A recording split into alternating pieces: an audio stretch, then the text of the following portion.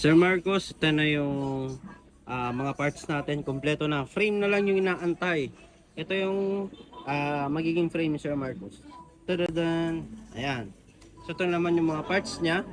Unahin natin dito sa ito pa lang. Group set pa lang. Presyo na ng buong bike. Ayan. XT. XT group set. Ito yung RD niya.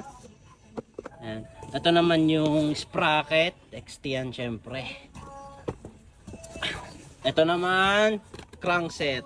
Yan, 36 teeth. Basta mga Jore 36 teeth yan. Rotor natin. Yan, I-stick, bolt type. Kasi bolt type yung hubs natin. Chain, BB, shifter, brake set. Ganda. Yan. Ito pa, naka-rack shock si sir. Yan. Tingnan natin yung rack shock ni sir. Meron siyang kasamang flower, sticker, manual. Yan. Ito naman yung fork. Rack shock Reba. Ganda. Gaan pa na ito. Yan. True axle, boost type. Manual lockout. Yan, hindi lang yan.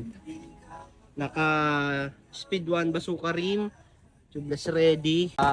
Swalbe na tire si sir. Yan, gusto niya fast rolling tire. Swalbe Rocketron. Integrated handlebar. Pops Pro 3. Kaya ba? Yan, ito naman, naka-dropper post din si sir. Speed 1 din.